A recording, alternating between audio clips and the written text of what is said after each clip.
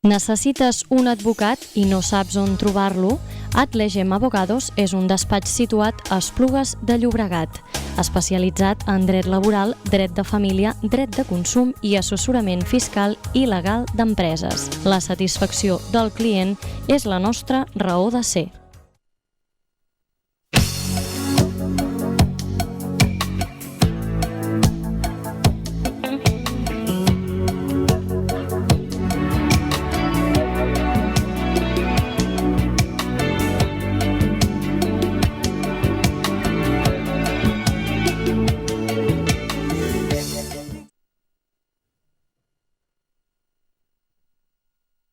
Hola, buenos días. Estamos en nuestro programa semanal de Foradultas. Hoy tenemos con nosotros a nuestro compañero Víctor Morales, que es el experto en Derecho Laboral de nuestro despacho.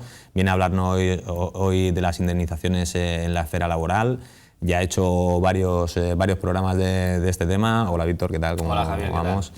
Y bueno, antes de que nos empieces a recordar un poquito qué es lo que has estado hablando de estos últimos programas, quizá pues convendría recordar a nuestros espectadores los medios de ponerse en contacto con nosotros.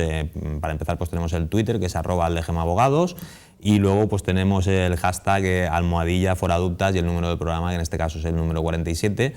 Y bueno, pues cualquier cosita que nos queráis comentar, pues estaremos encantados de poderos ayudar y contestar estos mails que nos enviéis. Y bueno, pues un poquito enlazando con lo que estábamos diciendo de las indemnizaciones laborales, a ver si nos puedes recordar qué es lo que hemos estado hablando en estos anteriores programas, que recordemos que este es el tercer programa que dedicas a las indemnizaciones laborales. O sea, que son, tiene enjundia, ¿no? El tema este... Pues sí, la verdad es que tiene bastante contenido. En los dos anteriores programas, el 46 y el 45, comentábamos una introducción y un primer desarrollo de lo que serían las indemnizaciones laborales, ¿no?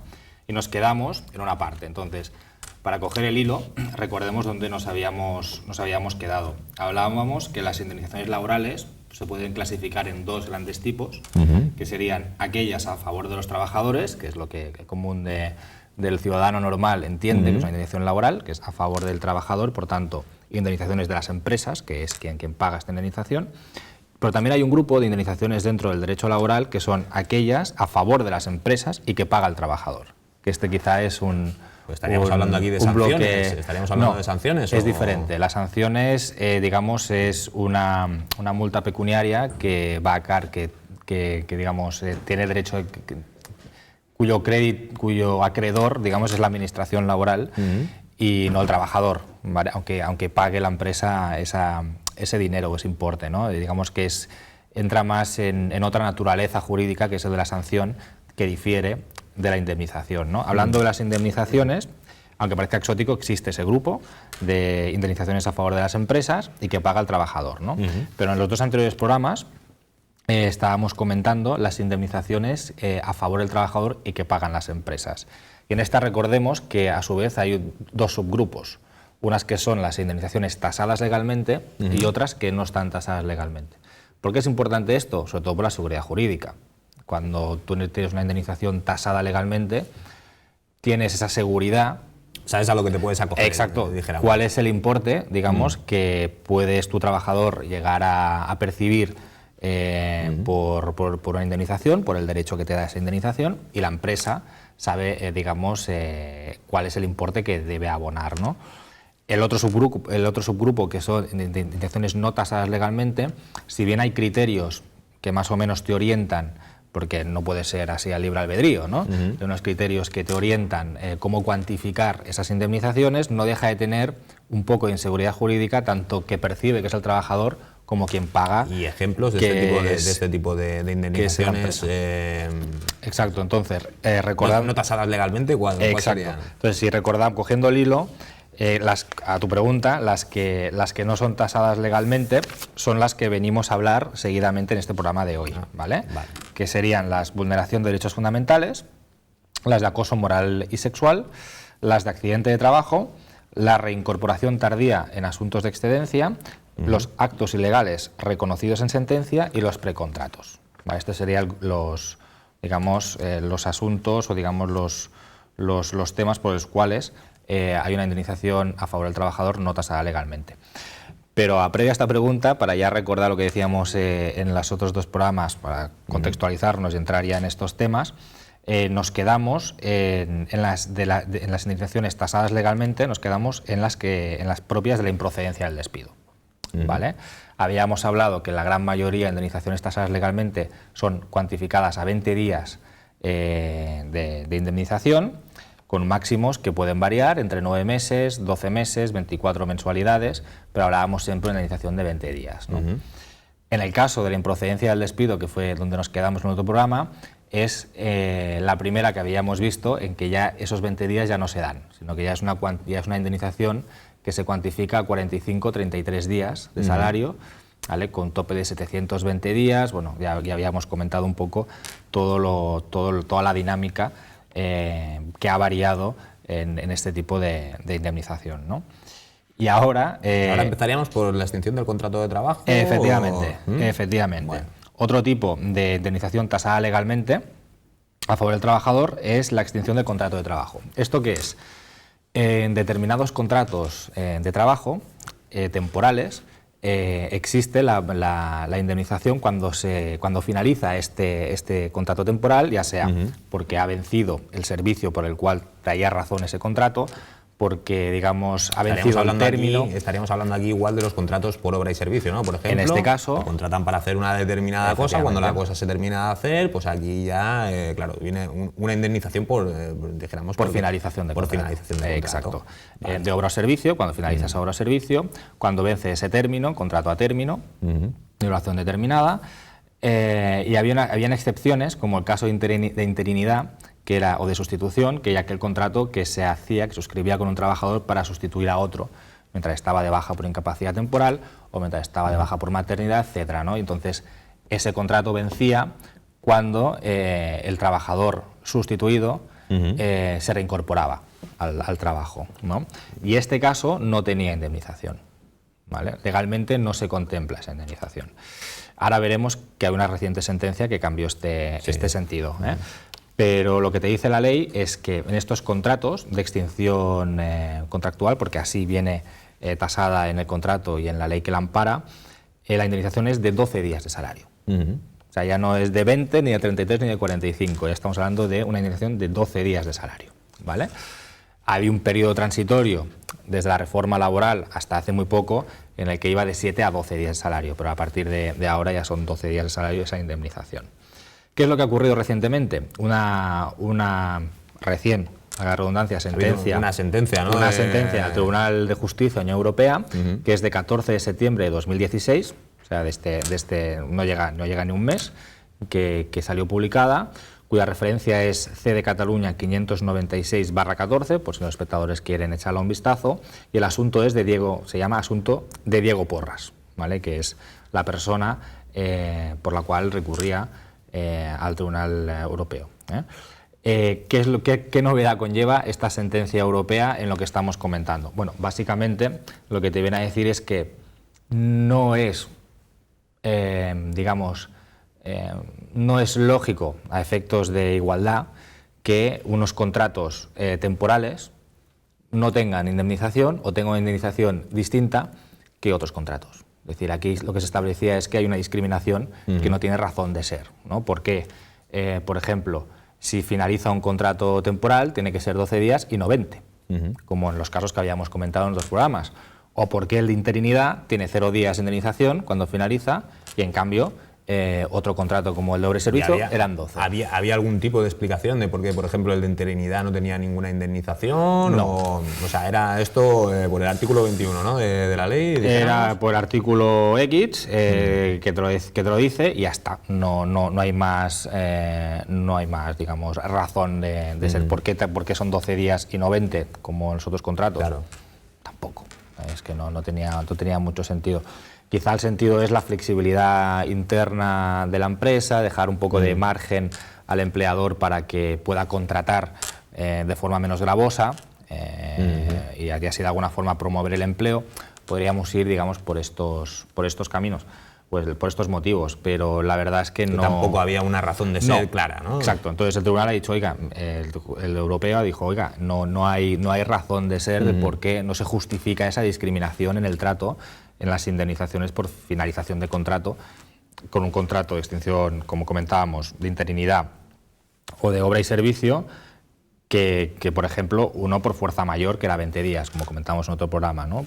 No hay razón para esta diferencia. Entonces lo que te dice la sentencia es, oiga, deben todos estar al mismo rango, es decir, a 20 días. ¿Y esta sentencia lo que va a implicar también es que vaya a haber algún cambio legislativo? O sea, ¿es una sentencia que va a tener una aplicación inmediata o simplemente es una sentencia que bueno, ahí está y luego ya veremos a ver cómo se implementa? Debería. Ahora lo que son los juzgados lo que deberían hacer es, digamos, aplicarla. En el sentido de que si se impugna algún contrato temporal por este motivo, decir, oiga, que yo soy un interino, no me han pagado la indemnización o me han pagado una menor si ha finalizado la obra o servicio, pues a partir de ahora, si se impugna, pues un juzgado, como esta sentencia vincula, debería aplicar esta sentencia. Ya veremos cómo queda. Ya veremos cómo muy queda. Reciente todavía. Es muy reciente, claro. Todavía no tengo conocimiento de ningún caso así que se haya impugnado y tal, y se haya aplicado, pero bueno, de momento ahí iremos está. Iremos viendo a ver cómo... Ahí está. Perfecto. Bueno, pues si quieres podemos pasar también a las indemnizaciones por muerte, jubilación e incapacidad del empresario. Exacto. Esta es otro tipo de indemnización tasada a favor del empresario, que es en aquel supuesto en el que un empresario, como tú bien indicas, muere, se jubila o se incapacita permanentemente y ya no tiene razón de ser como empresario. Es decir, el típico, no sé, que tiene una tienda y desgraciadamente pues fallece o digamos... o se jubila, ¿no? Y entonces el negocio deja de existir, ¿no? Entonces, en este caso, la indemnización a favor de esos trabajadores es de un mes de salario. De un mes solo. De un mes solo. Que aquí también diríamos, ¿por qué un mes? Aquí volvemos un poco a lo otro, ¿no? Es un poco discriminatorio esto que sea un mes y otros 20 días y tal. Claro. A ver qué pasa. A ver qué pasa, ¿eh? Pero de momento, tasado legalmente, establece un mes de salario. Vale, perfecto. ¿Y los casos de indemnización por incumplimiento contractual de la empresa, estos de qué estaríamos hablando al día? Claro, entonces en este caso, que es digamos el último que se tasa legalmente, de los que hemos comentado, lo que te dice es que aquellos supuestos en que la empresa incumple gravemente sus obligaciones, ¿vale? Es decir, todo empresario tiene una serie de obligaciones de cara al trabajador, ¿no? Pues respetar su jornada, pagarle el salario, digamos, velar por su seguridad y salud, y eso significa pues implementar todas las medidas preventivas, etcétera, etcétera. Todas estas obligaciones, si las incumple el empresario, el trabajador lo que puede hacer es como una suerte de despido que le hace al empresario, ¿de acuerdo? Es decir, el trabajador puede decir, oiga, usted ha incumplido gravemente sus obligaciones, yo lo despido, es decir, yo me voy de esta empresa, rescindo el contrato. Y encima tengo derecho a una indemnización que equivale a la de la improcedencia del despido, que son aquellos 45 o 33 días que habíamos comentado en el programa anterior, ¿vale? Esto que es difiere un poco del proceder del despido empresarial, es decir, el empresario, cuando un trabajador incumple gravemente sus obligaciones, puede despedirlos, está facultado para ello, y lo único que tiene que hacer es seguir una serie de formalidades que ya comentamos en otros programas, que es carta de despido, notificar al trabajador, etcétera, etcétera, ¿no? Y ya está. Y si reconoce la improcedencia, pues le pagan en ese momento, claro, el importe y ya está. Esto de que el trabajador se puede, dijéramos, despedir y tener además una indemnización, yo creo que es un poco conocido, ¿no? Por el común de la gente. Exacto. O sea, no es normalmente a la inversa sí, o sea, que el trabajador sea despedido y tenga pues una indemnización, sí, pero al revés. Es poco conocido. Es poco conocido. Está esto, digamos, tipificado en el artículo 50 del Estatuto de los Trabajadores, pero el proceder es distinto al que te comentaba. El trabajador no puede escribir una carta, digamos, despidiendo a la empresa, diciendo, muy señor nuestro, por la presente indico que usted, empresario, ha incumplido tal obligación y, por tanto, yo le despido a usted, rescindo el contrato y me llevo la indemnización propia de un despido improcedente. ¿Cuál sería el procedimiento? Hay que poner demanda.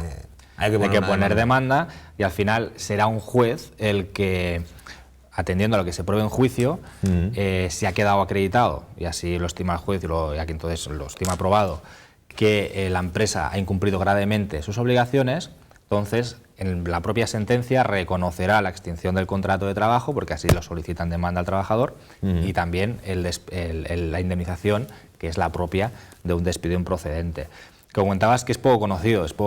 Lo que pasa que muchos trabajadores, por ejemplo, que van trabajando y dicen, oiga, que el empresario hace 2 meses que no me paga, o hace 3 meses que no me paga. A la que se asesora, entonces sí que le explican que existe esta opción de demandar a la empresa y rescindir el contrato, a la par de reclamar esos salarios, ¿no? Pero existe esta opción y es la indemnización tasada legalmente, es la misma que la de un despido improcedente. Vale, estábamos hablando un poquito, decías que este era el último de los ejemplos de despidos tasados legalmente. De indemnizaciones. De indemnizaciones tasadas legalmente, por lo tanto, pues entiendo que hay unos que no son tasados legalmente, como has explicado anteriormente. No sé si nos puedes explicar un poquito en qué consisten estos. Exacto, pues estamos todavía hablando de indemnizaciones a favor del trabajador que paga la empresa, y en este caso ya hemos pasado las tasadas legalmente. Ahora hay una serie de asuntos a los cuales el trabajador tiene derecho a indemnización, pero que no son tasados legalmente. ¿Cuáles son?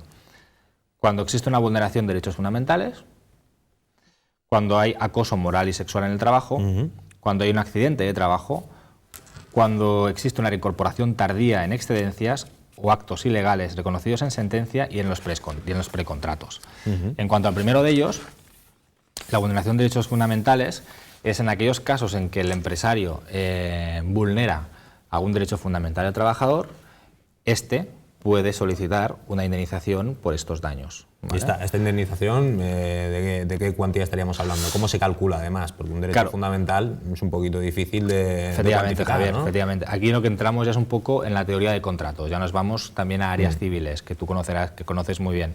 Y aquí entramos en lo que sería daños materiales, daños emergentes, lucro cesante, daño moral y el daño punitivo.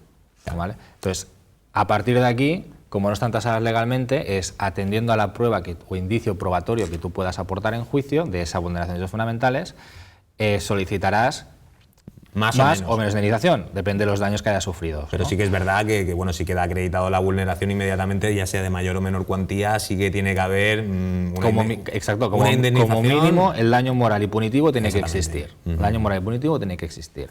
Aquí los criterios o los baremos por el cual te puedes basar en un daño moral o punitivo son varios. Uno de ellos es el que utiliza la Inspección de Trabajo para sancionar por estos temas, que se establece en la LISOS, que es el acrónimo de Ley de Infracción y Sanciones del Orden Social, que es esa ley por la que se basa la Inspección de Trabajo para tipificar faltas y sancionar en consecuencia. Pues ese criterio ya el Tribunal Constitucional ya lo ha admitido como un criterio válido a efectos de cuantificar ese daño moral y punitivo automático por el mero hecho de haber quedado acreditado que ha habido una vulneración de derechos fundamentales, ¿no? Que recordemos que son del 14 al 29 de la Constitución española. Pueden ser muchos. Aquí daría un programa entero para hablar de esto.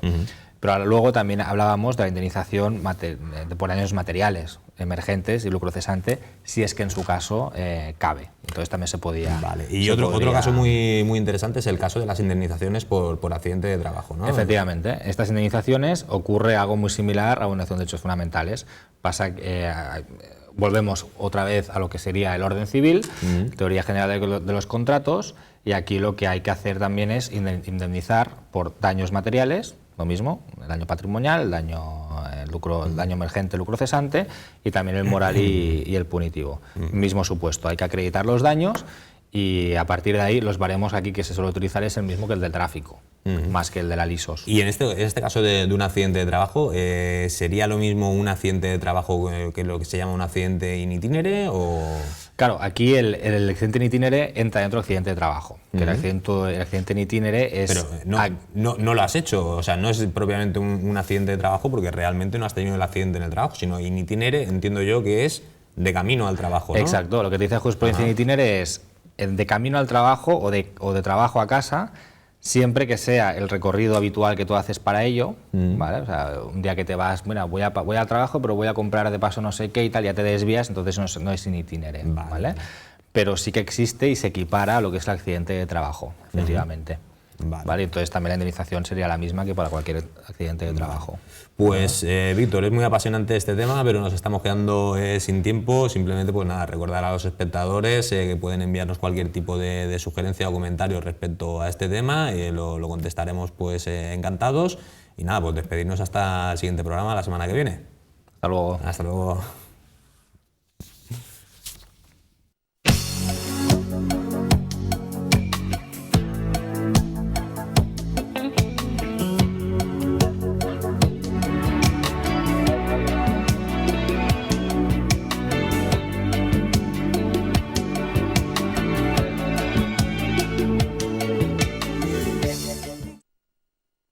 Necessites un advocat i no saps on trobar-lo? Atlegem Abogados és un despatx situat a Esplugues de Llobregat, especialitzat en dret laboral, dret de família, dret de consum i assessorament fiscal i legal d'empreses. La satisfacció del client és la nostra raó de ser.